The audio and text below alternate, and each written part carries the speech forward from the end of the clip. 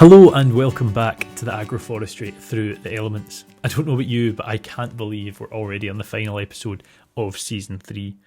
I do, however, think we've saved the best till last with this episode, which dives into the human element of agroforestry via the topic of people. Today I have 3 conversations to share with you as we welcome Andy Dibben, Webb and Jonathan Code to the Agroecology podcast. By focusing on the educational and social dimensions that shape how agroforestry is understood and adopted, we explore the importance of co-design, community networks, shared knowledge and long-term relationships in building agroforestry systems that work for both land and livelihoods. First up, we hear from Andy Dibben, a renowned grower, market gardener and author with years of experience in horticulture. He's currently the head grower at Abbey Home Farm in Gloucestershire, where a third of the fruit and veg production area is under an agroforestry system. In this conversation, Andy and I discuss the role of building community, engaging local people in agroforestry projects, and the benefits this approach can offer for both farmers and the wider population. Webb is a lecturer in agroforestry at Bangor University with a background in ecological monitoring, pollution prevention and conservation land management. As well as teaching students at the undergraduate and postgraduate level, Bid also leads on equality, diversity and inclusion within the forestry group and runs a project called Foresters of the Future. This aims to engage young people from underrepresented or disadvantaged backgrounds with trees and the natural environment. And our last guest is Jonathan Code, a senior lecturer in sustainable land management at the Royal Agricultural University. Jonathan's research work focuses on education for sustainability, with particular attention to the interface between society and the environment. Our discussion really goes deep into the philosophical elements of agroforestry. It is guaranteed to challenge, surprise, inspire and leave you with plenty of food for thought.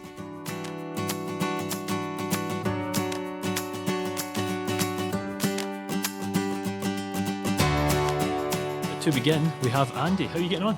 Not too bad, thanks. Yeah, enjoying myself. Oh, I'm good, man. It's a pleasure to have you. It's a pleasure. It's a pleasure to be here.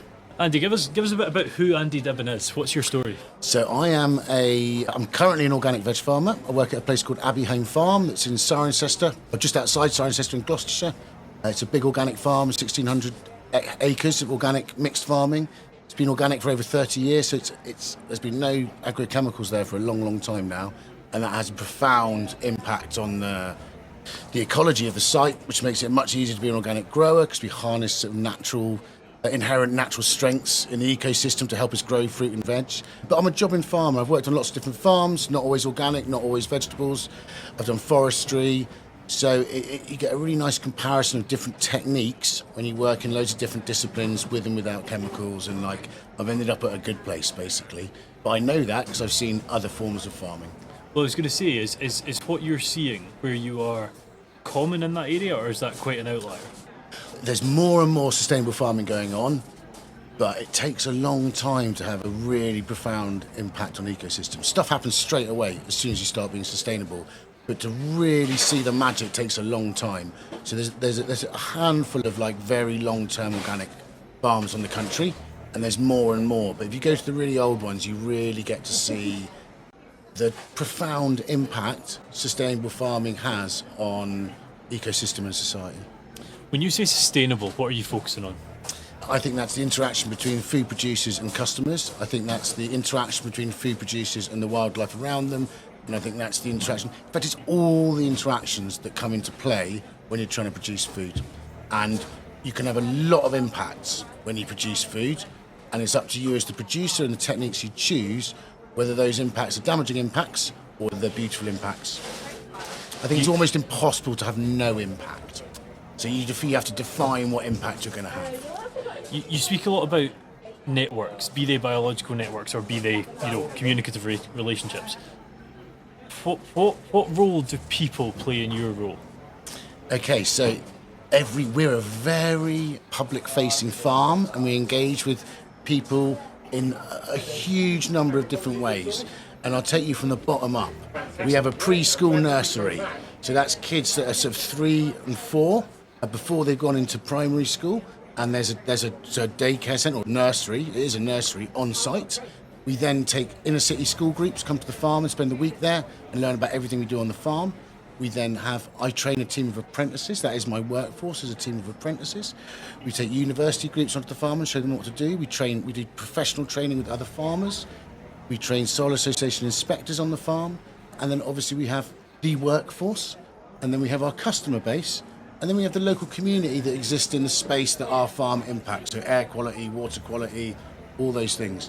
So we are aware that our interactions with people and humans are manyfold, and we engage with them in a really positive way. Like we find it a very rewarding approach to positively engage with all humans at all levels for all reasons. The community part is interesting. I mean, it's all fascinating, to be fair, Andy. But the community part is interesting because it can be so simple for the farm, a farm, and those around it to be quite a negative relationship. We see many an example of it. Do the community and yourselves work together to make sure there's a symbiosis there? I think the community, yes. I suppose we offer ourselves as a venue to the community, and that there's loads of permissive footpaths on sites that the owners have put in place. I think originally there were no footpaths. Okay. So they've actually put in place lots of permissive ones, so they're not legally binding, but they wanted to share the land with all the locals. The core kind of business statement of the farm is to use all of the land to produce as many different kinds of food, sustainably produced in harmony with nature, to the local community as possible. So there's two interactions there. One is, like I said, that a big organic farm has a positive impact on its surroundings. We're just outside of town. Some of the woodlands on the farm are the dog walking spots for the town as such, but also that customer relationship. So giving people locally the ability to buy locally produced food and sustainably produced food is really important. And the fact that we have a farm, shop and a cafe on site allows us to do that. Modern farming is very often disconnected from the customer. I've been a livestock farmer. I never met anyone who ate any of my lamb. I just went into a livestock market and sold it. That's what I did. I never met the customers. No idea who ate it. So to have a farm shop and meet the people in the car park of the farm shop who eat the food is a very rewarding experience both ways. I think the customers really like meeting you, the food producer, and then the food producer, it's incredibly rewarding to meet people and have positive interactions with people that are eating your food, especially when those relationships build up. For me, I've been in that farm 10 years, so I know some of the customers I've known for 10 years, and it inspires you when you get good feedback from the customer. And there's a proper romanticism to that traceability as well. Like knowing that your lamb, your tomatoes, your whatever have been enjoyed on a plate that you could almost throw a stone at is glorious. And it goes beyond the romantics financially. Yeah, of course. It's really important. You cut out the middleman. Loads more of that money means you can pay better wages to staff. It means your overheads are reduced, your food miles reduced. I deliver.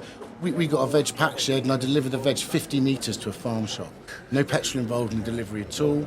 No vehicle costs. We all know how much vehicles can cost if you buy second-hand ones, which most of us are. So there's so many win-wins. And then beyond food production, we've got campsites on site. We do lots of farm tours. We do lots of education. School groups come and visit. Biodiversity groups come and visit and do walks. And so it's on so many different levels we interact with the community. It's sometimes hard to list them all in one sitting. Yeah, that's a very good point. Yeah, very good point.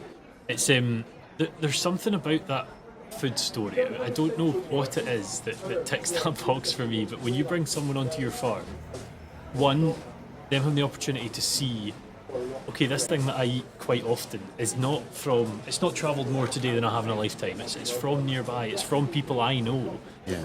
Is important for the consumer, but it is also so important for that producer as well. 100%. 100%. It's truly symbiotic. It's like the benefits are for both parts, and I think they're equal for both parts. Tell us a bit more about the farm itself, Andy. You said you're sort of harvest time at the minute. What are you producing on the farm? I'm not going to list them all because we're currently on fruit and veg. So we do the wider farm, and it's the majority of the land produces beef, produces lamb, produces pork, produces eggs, produces chickens for the table, and we produce a whole range of arable crops as well. And we've got a forestry set up. I manage 15 acres as the head grower, so I'm in charge of all things fruit and vegetable. And we produce 95 different kinds of fruit and vegetable. Yeah. And I probably like 200 or 300 varieties, I suspect. But different kinds of fruit and vegetable, like a cabbage and a carrot, 95 different ones.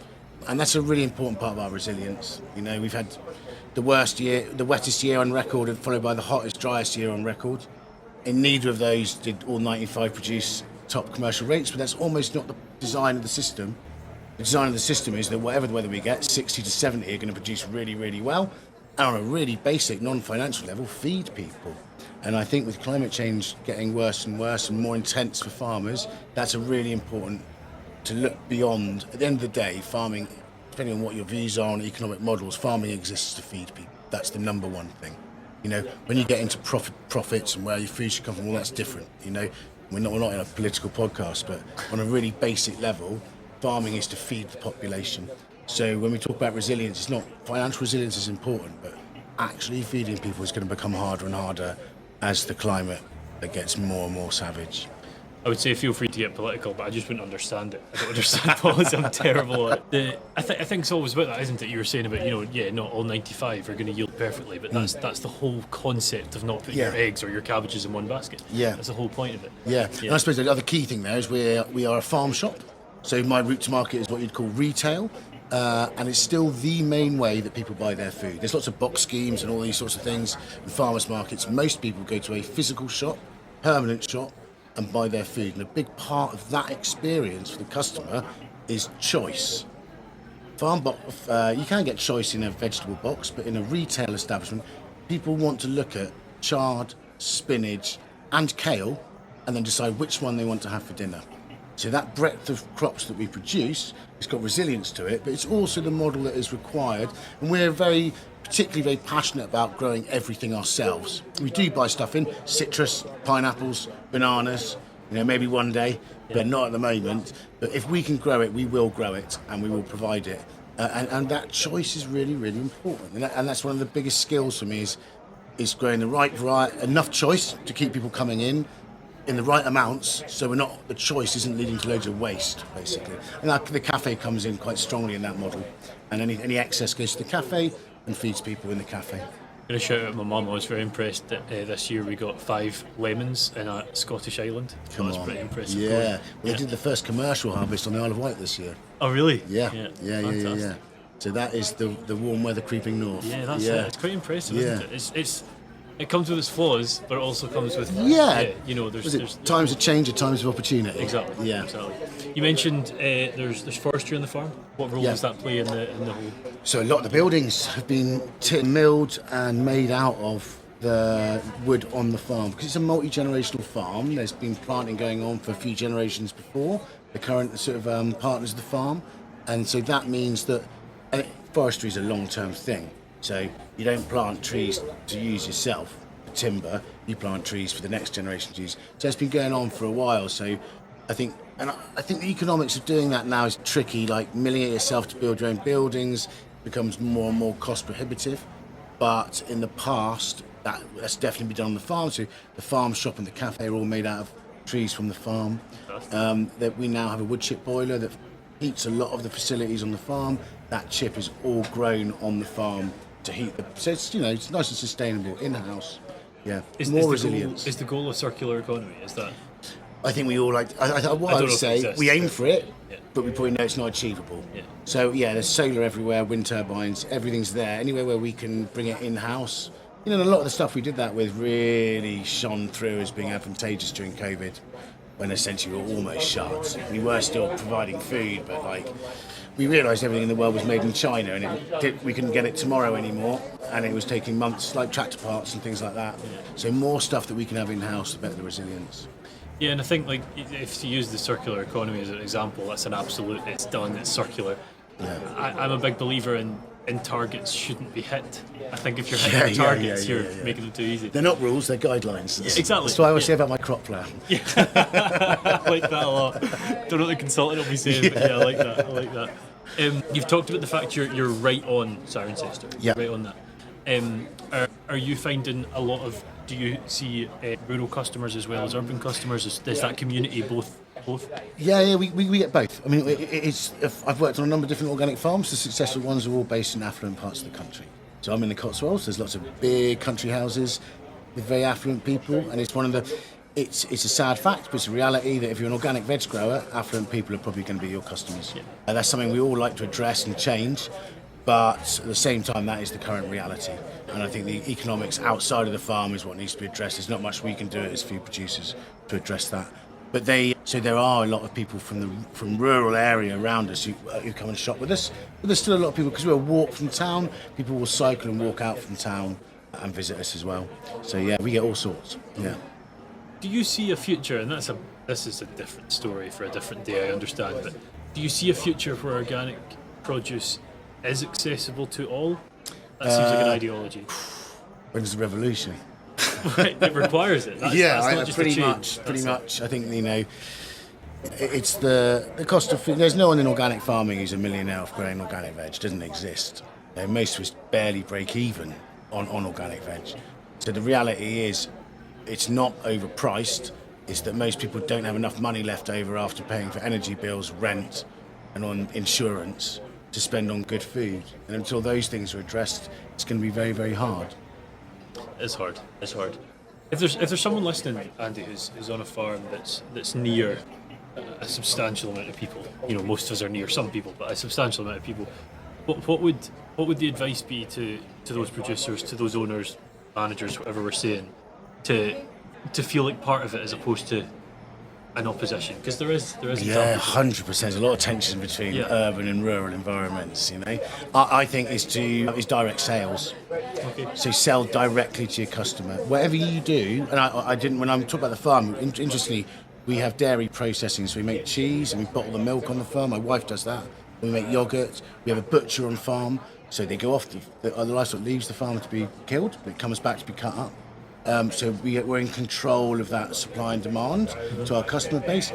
We have a bakery on farm, so even the arable we're selling directly to the customer. If you want to build a positive relationship with a large number of people, you want to sell stuff to them, be able to educate them, allow them onto the farm. It's get on my land, not get off my land. That's the attitude that's needed.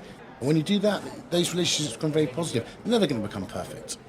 We have wild youths in the woods doing damage, but the person who looks after the woods just leaves polite notes saying you can use the woods, just don't damage the trees, and that generally has a very positive effect. So I think it's all about your approach and your attitude to people and wanting to interact with them. Yeah. I think it's easy to focus on the extremes, isn't it? And in general, that's not everyone. It gets painted that way. In a way, I say, they say it takes a village to bring up a child. It takes a community to look after a farm. You can't have eyes everywhere all the time. Rural crime is a big problem, but if people in the local vicinity are looking out for you as well because they like buying food at your shop, that's just an extension to your farm team. I like that. And the village thing's very true. I go home, I live in the village I grew up in now, very small village on an island in Scotland, and I always see 20, 30 people a day that played some kind of role in me becoming 28-year-old Wallace, you know? Yeah. And I think that's a really valuable thing that we're maybe not fully aware of all the time. Yeah, I think it's very interesting in different parts of the country. Our communities are being fractured everywhere. People have to move around to find work, or as they get older, or they downsize. We live in a very mobile society in this country. But I think there's parts of this country where that's less so. And I think in those places it's very noticeable. Actually, one of those places is the farming community. Farming communities do tend to stay where they are. You might, farmers' sons and daughters may go off to university or may go off and live in the cities for a while, but they'll come back, And farming communities are one of the last really good examples of what we're talking about, I think. And they do look at, no one farms in isolation. They all need each other and they all look after each other in different ways, whether it's sharing equipment, whether it's taking deliveries for people, whether it's about access routes, whether it's when someone's ill, needing help on a different farm and that help is offered. There is still a good sense of community within British farming. That's a nice note to end on. Yeah. Nice one. Thank you, Andy. It's been a pleasure. Cool. Pleasure, mate. Yeah. It's been great fun.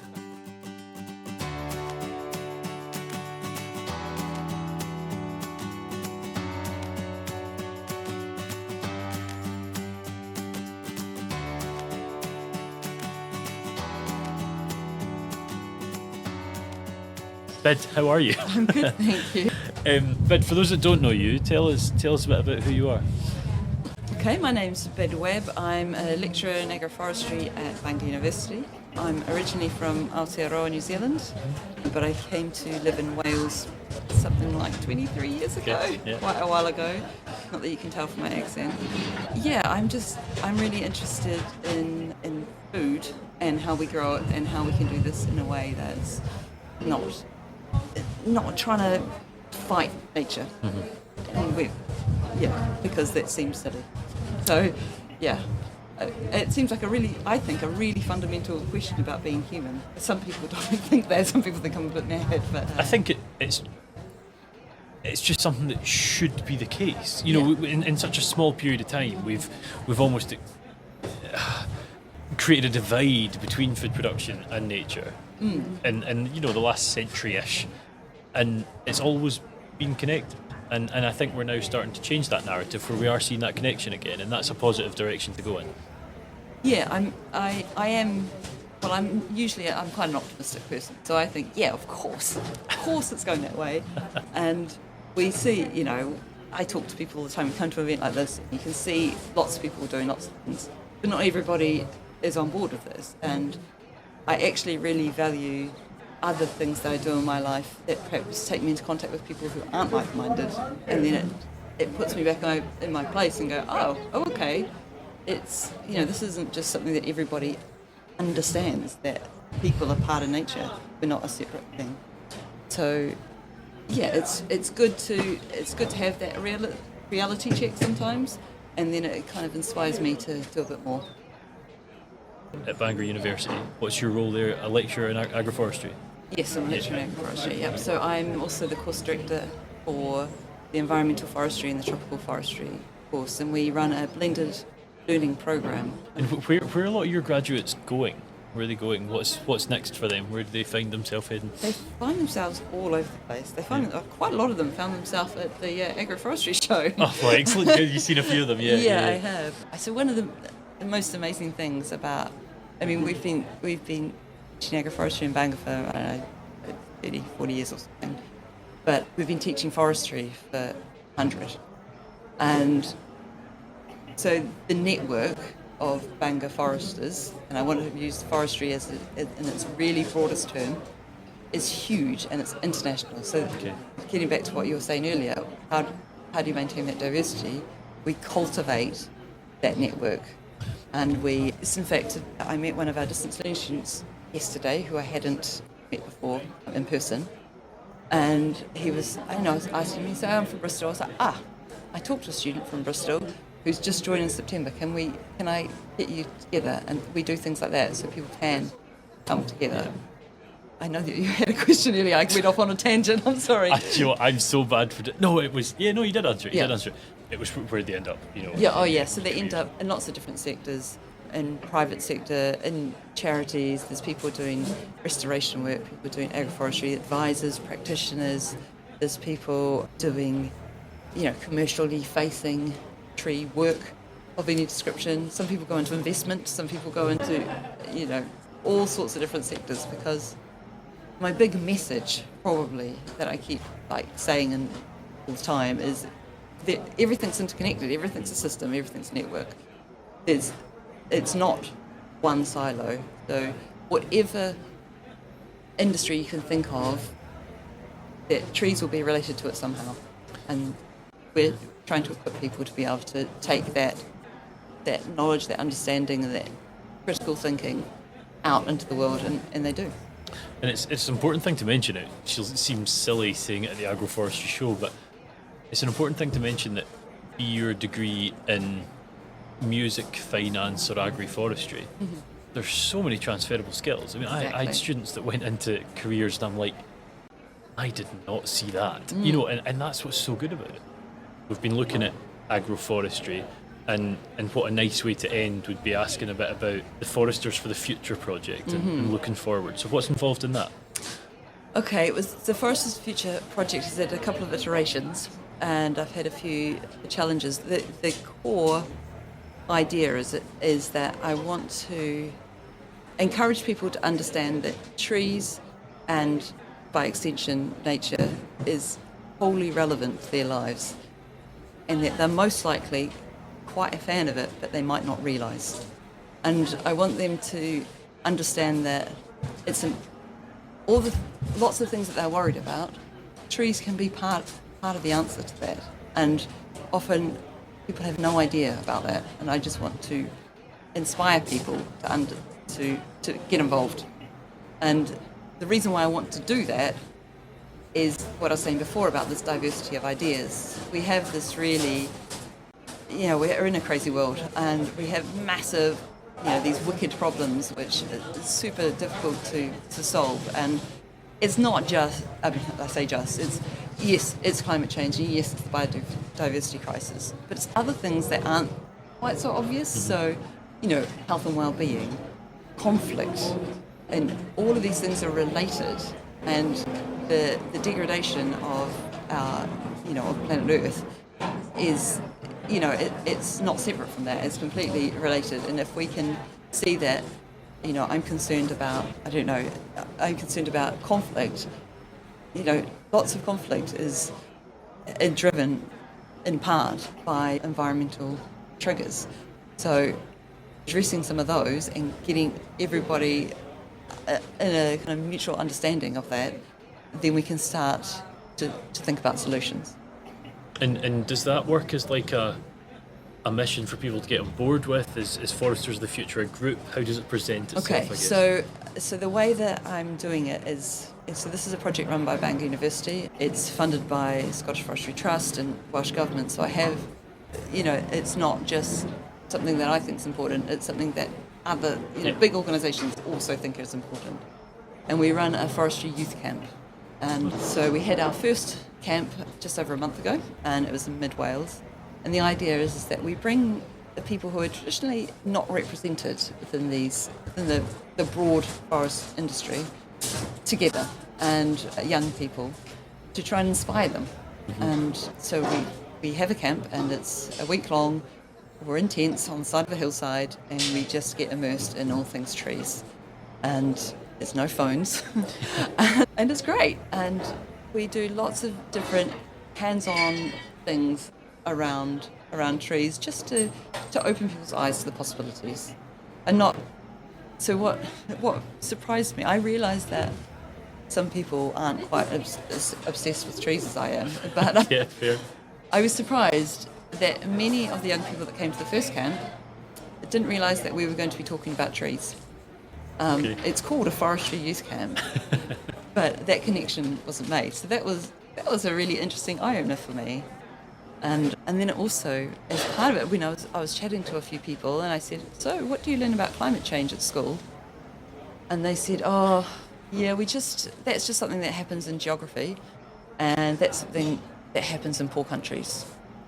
And I thought, wow, exactly. Yeah, that's exactly what I thought. I went, okay, we've got quite a lot to do here, which also made me think that, I really think that what I'm doing is important, but I think I'm way too late, that we should be doing this way, way, way back, like all the way through school.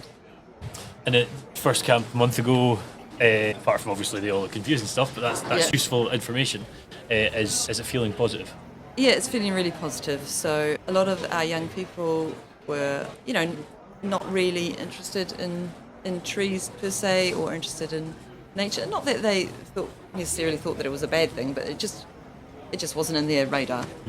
And then after the camp, when we were asking about feedback, there's been some really fundamental changes to people's outlook. Some people are saying, "Oh, I just notice them now more. And I'm starting to look at them and see that they're different, and it's not just a green block, and start identifying some of these trees." One person said that they've started visiting an allotment which they'd never had any interest in before, and they're talking to their friends about it. I'm like, this is what we want. We just want a conversation to go out there and inspire people to open their eyes to possibility. And it's not just for the greater good, it's for their own good, because I strongly believe that being in nature is good for the soul, and everyone should benefit from that. Yeah, agreed. And if you don't know that that's an option, then, and particularly if you're in struggling circumstances, which many of our young people have come from backgrounds that are difficult, that actually they've got solace. There is solace right there, and it's available to them. It's just a walk down the road to the park. That's all it is. I mean, if nature and trees is a point of solace is not a nice note for the series to end on, I don't know what is. Foresters of the Future sounds great. It sounds like Bangor University is certainly one of the places if you want to look at studying forestry, for the sounds of things. So fantastic. Ben, thank you for coming on. You're welcome. It's lovely to be here.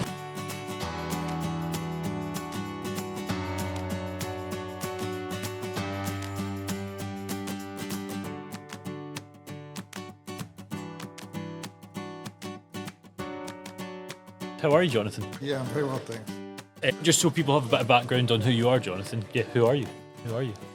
Right, so, well, one of the things I do is I'm a senior lecturer at Royal Agricultural University, and I lecture in, well, my title is Sustainable Land Management, which sort of does the job, but it's a very broad title, and each one of them is I think not just an interesting term, but sometimes a little bit problematic. Like, what do we mean by sustainability, and according to who, and what do we mean by land? I kind of really enjoy asking my first year rural land management students, what is land? And I get some bemused looks on the first morning, but it's an important question.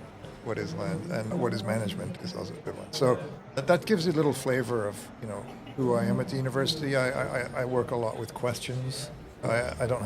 I wouldn't say I'm a specialist, so it's not like I'm coming through with a soil science specialism, or I teach third-year forestry or run a third-year forestry module, but I'm not a forester in the classical sense of what that training has been.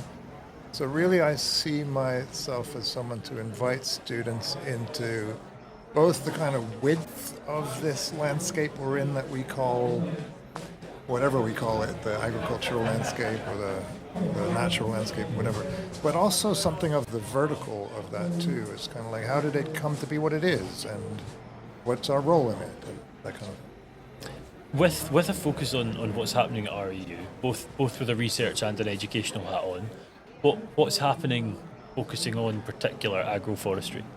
You mentioned a couple modules there, but... Well, on the one hand, if you were to open up a syllabus, you probably won't see the word agroforestry currently.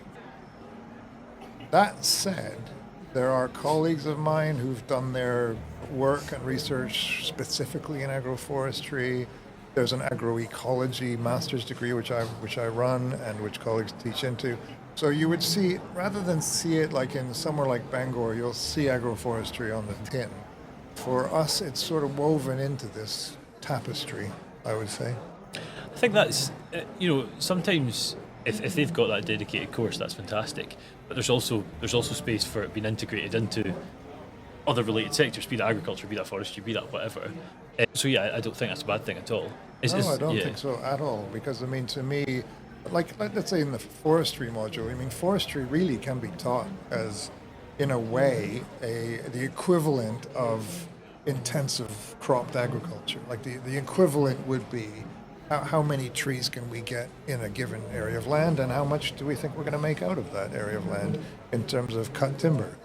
But forestry, that's not how I tend to teach it. I bring in people who will bring that lens, but I tend to teach a very, very broad approach to forestry. In kind of how many different ways can we think of what a tree is, in a way. What do you mean by how many different ways we can think of what a tree is?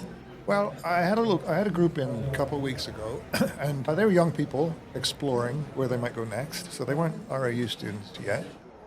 And they came in, sat down in the room, and I thought, we have an hour, and we're going to look at this realm we might call forestry. And they knew that's what they were coming to. But I started by just opening the question, what is a tree? And there was silence. I didn't know quite what I was asking for. And I said, yeah, what is a tree? And then somebody at the back said, well, it's wood with leaves.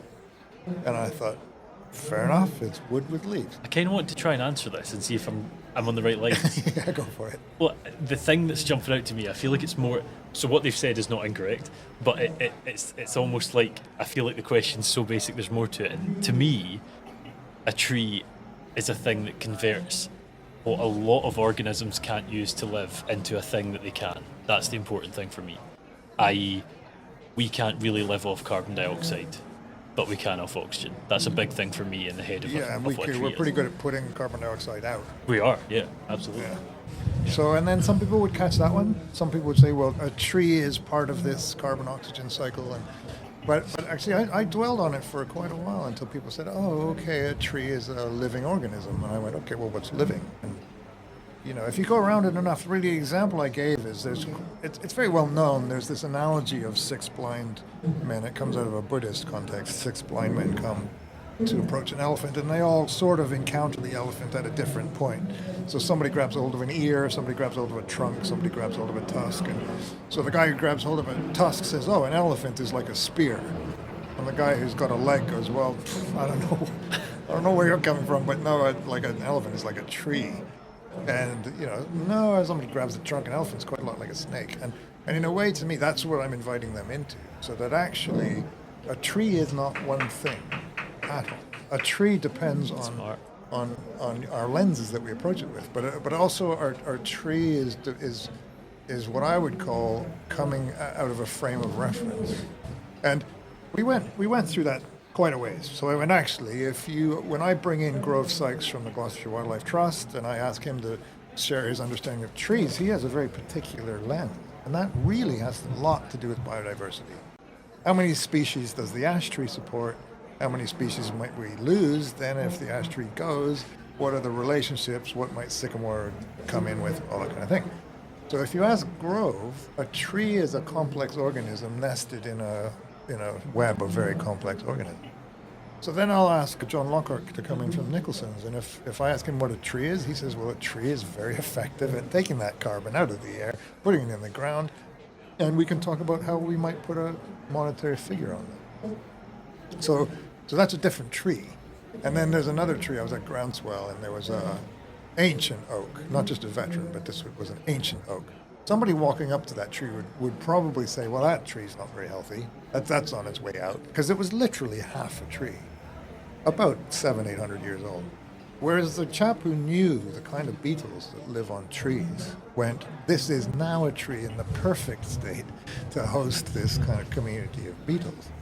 So what I'm really inviting them to sort of come into is that we contribute a huge amount. This goes against sort of 300 years of a philosophy we might call positivism, which is just that we open our eyes and there's a thing standing there and it's got leaves on it. It's wood with leaves. What I'm asking them to sort of consider is it's very different. And the real sort of kicker for a lot of them was when I said back in the late 20th century there was a very, very important piece of writing out of a legal context that asked the question, should trees have standing? And because it's in a legal context, what that means is, should trees have rights? Yeah. And should they have a right to life? Should they have a right to a good life? And the young people in the room found that just incredibly difficult to get their heads around. Because essentially, in describing it, I said, the question really is about, does a tree have personhood? And they just kind of went, come on. And I said, well, in New Zealand, a mountain has just been given the legal rights of personhood, Mount Taranaki. And the Bedu you'll speak to next would say, yeah, and so is a river. And they go, oh, come on, that's just ridiculous. A mountain can't have legal rights of personhood. What are you going to ask the mountain how it's doing? And actually, the people who really kind of moved that along, the Maori would say, yes, you ask the mountain. Or in Robin Kimmerer's book, which has made huge waves, Braiding Sweetgrass, the black ash basket maker asks the tree if it's okay to become basket. And we're just so far away from that. We're removed from it. But not because the tree is just wood with leaves. We're removed from it because that's not the lenses that we're wearing, really. So if I was to ask you, Jonathan, what would your answer be to what is a tree? Oh, it's all those things. For sure. Would you have one you jump to first?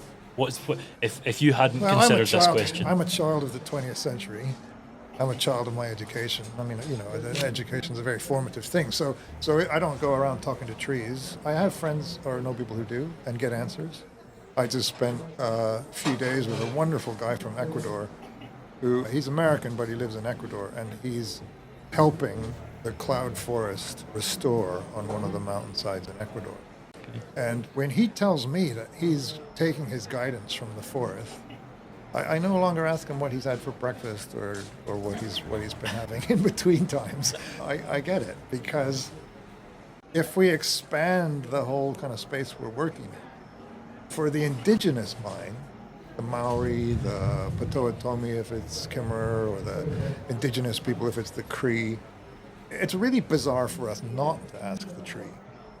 For them, that's much stranger than us thinking, It's so much carbon, it's so many board feet per whatever, and it's so many pounds or pence per whatever.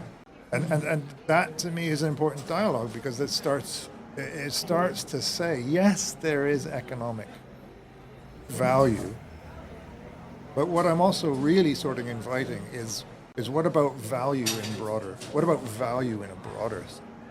Economic value is only part of it. I think we're quite guilty of the word value correlating to a pound or dollar sign.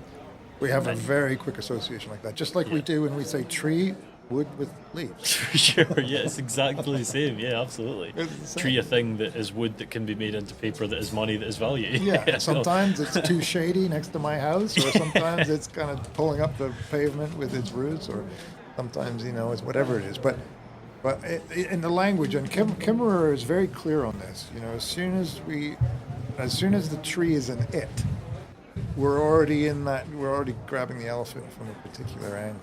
Do we say them? What would you say about a tree? Our culture tends not to say them. And what's your culture, sorry? Oh, mine is a North American, I'm Canadian. Yeah. Mine is a child of the Enlightenment sciences, of objectivism. That in a way is the paradigm that I was educated in, is that it is a natural resource.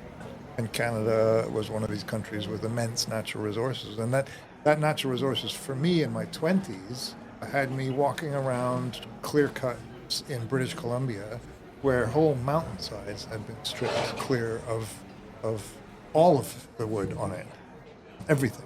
And that was an eye-opening experience, But before we really woke up to say, well, it's all very well and good to put a value on the trees that came off that mountainside, but what about the soil that's now washing down the rivers and down the catchment and into Vancouver, or what about the habitat that's been like that question? We've shunted those into different spaces.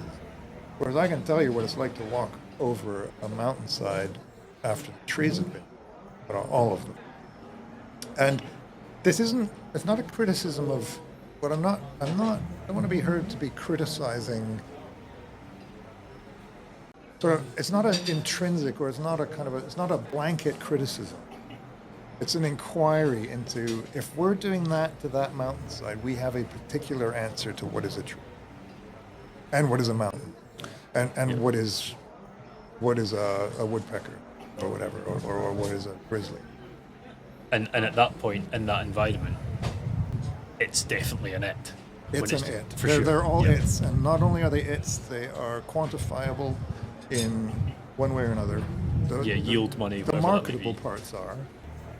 And then it'll depend on whether it was worthwhile to take the whole tree, or because eventually you started to realize you could make paper out of it, or whatever, or whether it was you needed the marketable part. Well, that still exists, but in different countries, like in Europe, there's been a much longer standing tradition of selective woodland, of continuous canopy forestry, of, when I came to England, I just loved the kind of rotation of leaving some trees standing, taking out some of the trees, working with coppice in amongst the understory.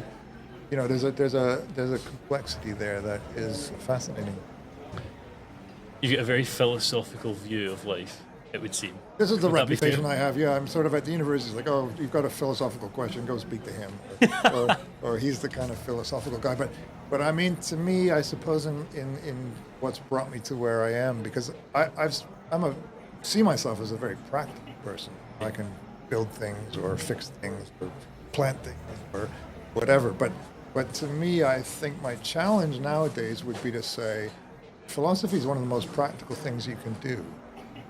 Because how we think and how we answer the question, what is a tree, which is a thinking process in a way, is going to have the impact out on the landscape, either on a small scale or at scale. It starts there. It starts with how we answer that question, what is a tree? And the second question is, and what is a tree for me, if you like? It's not a great question, but it is a question. It's an understandable follow-on, and I think that what you're saying there about philosophy is a great base to then think about whatever, be that theoretical or be that practical, as you say. Yeah, so I would agree. And the reason I say that is I've only been speaking to you for 16 minutes, but I've picked up you certainly look into things in a more deeper sense than most, I think it'd be fair to say. And given this episode is based on people and you're involved in education, you sort of touched on the fact you maybe educate slightly different. So what does it look like to come into a class of yours? What would they be expecting to hear? How would you expect to teach? Yeah, I think what some of my students, and I have to make a distinction between first, second, third year and master's students. A fairly large number of the first years aren't really used to being asked questions, like really being asked a question. Not asked a question because I think you should know the answer, and I want you to give me the answer that I think you should know because I put it in there earlier. For sure. And I think what they find quite challenging is, no, I'm really asking a question. And I'm not asking a question because I want the right answer. And too much of our education will only pose questions that either have put the rabbit in the hat beforehand or have a particular answer that they want out. And that process is very much challenged if an answer comes back. That isn't, and I don't, that's to me, I suppose some people would say I have more of a Socratic method, Socrates who kind of taught, inverted commas, by inquiry. And that's challenging. I don't do it to provoke or make people uncomfortable, but I do it because I have an interest in especially the university being a context where we can ask unasked questions or unexplored questions. And that can go too far. I can remember the master's student once who came up to me and just said, "Can we please have some facts?" And I said, "I can give you all the facts you want. I'll bring in some facts next time." Yeah. But what I also want them to understand is a fact is a part of the elephant. A fact comes out of a particular relationship to the elephant. I can give you trunk facts.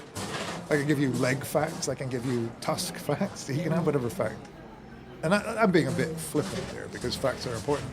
But we have become very, very, very focused on bits and bytes and data, and which is all totally important and informs our action and informs our understanding. But what's sometimes missing is that they all come from particular questions that are asked and particular values that are made, and what we think is worth measuring and what we think isn't worth measuring, and how we measure it, how we might not measure it, definitely how we value it, how we might value it. The issue I have with that, and you're so right, is it's kind of down that route of giving the person the fish as opposed to allowing them to fish and teaching them how to fish. Because the discursive way that you teach was how I always did as well. Yes, you say the things they need to know for sure, but allowing someone to be inquisitive themselves allows them to then, the whole Bloom's taxonomy thing, isn't it? Building on how you actually learn. Are you understanding? Have you heard? And it's went in, or do you understand? And that's fascinating to me. Yeah, I like that. And I also know that I can be one-sided, or I can have my approach that's not for everybody.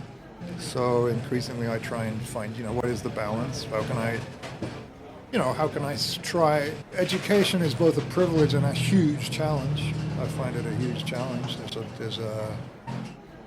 There's such a diversity of perspective in the room. There's such a diversity of reasons why somebody is at university. There's such a range of hopes or expectations for what they'll come away with. It's an interesting space to be in. The elephant metaphor nowadays we talk about in terms of positionality. We'd use the word positionality in the kind of big clunky sense of a word. We'd say we all have positionality, and some of us think the tree is a carbon-based life form, and some of us think the tree is a being that requires our respect. And I shared the picture with the young people the other day of the Sycamore Gap tree, and the police tape around it, and the tree lying on the ground, and the police with their clipboards. And I said, "Yeah, what does that speak to you of?" And somebody said, "Oh, that looks like a murder scene." But that's how the public responded. Yeah. Yeah. So to them, it wasn't just, oh, somebody cut down a bunch of wood. It's so surreal you've just said that, and the reason is everyone listening's heard a few times that these are getting filmed back and forward. The first one was filmed fourth or whatever because we've got a timeline, but the last episode was with Helen Browning, and that's already been filmed. And what you've just said I spoke about exactly, because I spoke about one value we don't consider often. I truly see trees as a character of a landscape. I can name you 3 or 4 trees that really matter to me back home. And I went on to say I couldn't remember the term sycamore gap, and I explained it by saying there was a gap with a sycamore tree in it before Helen said the sycamore gap, thankfully. So it's funny you brought that up as well, because I thought the exact same thing. Yeah. Well, and the way that I sort of gauged responses with it was images, because images are so powerful, and the image of the felled tree and the police and the police tape, but also not just that, just looking at how the public responded. Was incredible. If that was just a carbon-based life form that somebody had happened to have a jolly with on the weekend, no. So it's those dimensions that when you say, so how do I work at the RAU? Whether I invite them into my space, some of them must think I'm probably a strange Canadian dude that somehow managed to rock up in. Is being a strange Canadian dude a bad thing? Not at all. I was going to say, I don't think it is. No, not at all. But more than that, it's just for me, I'm sharing them, many years of just trying to make sense of things, and that's just kind of where I'm at. This is where I'm at, and it makes sense of the complexity. Do you feel students, viewers, maybe folk you're working with on a research basis, subscribe to the way you look at this? And that's a great question. So for a long time, I had told myself that many colleagues wouldn't, and maybe even some of the either students wouldn't, but I have to say that just things are changing. Things are changing, and that there's many different conversations that can be had when I would have told myself I better sort of not go there. That may be tricky. And to give you some examples of that, I have a great colleague who teaches research skills in second year. He really the task is to say what are different research methods. It's one of those things that I can see in your face you're filled with joy anytime I say research methods module. Is it ANOVAs? Is it chi-squared test? Yeah. I don't know. And I just wanted to try it out on him, because I said, listen, I had a young woman in the forestry module. She was doing a dissertation, and she was at the time studying this whole question of the grandmother tree and the mycorrhizal networks and the do trees communicate or talk or whatever. It's a complex space. And she said in her dissertation, in one of our meetings, she said, well, I'm really struggling. I don't know if I can finish this thing. And I said, why, what's going on? And she said, well, I volunteer in a local arboretum, and I'm writing about conservation, and my whole training has been to keep myself out of the research, just describe what you're seeing and what you're finding and da-da-da-da-da. And she says, the more I go into this realm about mycorrhizal pathways and all the rest of it, something is changing in me. Like, I don't walk into the woodland's not the same, and I'm not the same. And I said, well, that's very interesting. There's a whole domain of research, and it's called autoethnography. And it arises from ethnography, trying to understand other cultures. And it arises from the ethnographer realizing that they couldn't stay separate. They couldn't keep themselves out. Their coming into that culture started to influence it. Their learning about that culture started to influence them. This sort of idea that there was a clinical separation wasn't actually able to be maintained. Now, some of those ethnographers were accused of sort of breaking scientific sort of protocol, becoming too identified with the subject, whatever. Whereas in the other direction, the ethnography went in 2 directions. I'm wanting to understand that, but as I understand that, it's changing who I am, and then I want to understand that. And I said, well, you could do your study you're doing and include some autoethnography, and then I just happened to mention this to a colleague, and he said, oh, well, that's interesting. In equine studies, we had a fantastic dissertation done on autoethnography, about how this relationship to a horse. So one just starts to find that it's a more complex landscape than you thought it was. People are more open to types of inquiry. The question always comes up, well, is it verifiable and rigorous and robust and da-da-da-da? And yes, these disciplines have their own response to what is robustness and what is reliability and what is valid, all that. I wasn't aware of ethnography until 2 minutes ago, but I absolutely get it. I do quite a bit of travelling. I went to every continent last year, and I got ingrained in it. Even after 20 days, I found myself just understanding that way of living because of where those people were, because of whatever. And I would find it very hard to completely absolve myself of almost that to just completely dedicate myself to the scientific side. I would struggle with that. I understand that. I completely understand that. And when that comes into motion with a horse or with an animal, whatever that might be, I can see why that's also a challenge, but a very interesting side to study as well. Yeah, it's a challenge that leads us right back to the beginning. What is a tree? Yeah. And can I answer that? Can I really answer that question without including myself in that answer?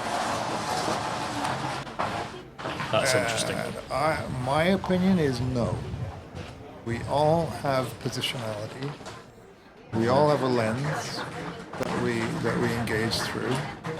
And our language, our cultural and our cultural heritage and language tends to or itify or objectify as the first step, usually unconscious, whereas most indigenous languages don't have a strong structure of nouns and objectification. Many indigenous languages are based in verbs and relationality and dynamic presence.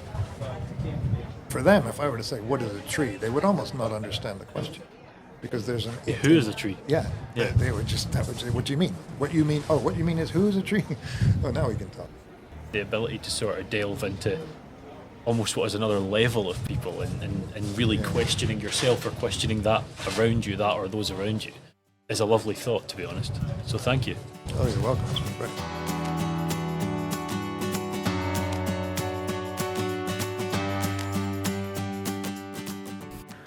Thank you for listening to episode 5 of Agroforestry Through the Elements. I'm Wallace Currie, and this podcast is produced by Agroecology, your go-to destination for practical, sustainable farming resources and advice. Just a reminder that all of the past Agroecology podcast seasons and episodes are available to listen for free on Libsyn, Apple, Spotify, SoundCloud, or wherever you get your podcasts. If you've enjoyed this episode, don't forget to subscribe to the Agroecology newsletter to stay up to date with future episodes. Agroecology would love to hear your thoughts, comments and reflections about the topics covered in this podcast series.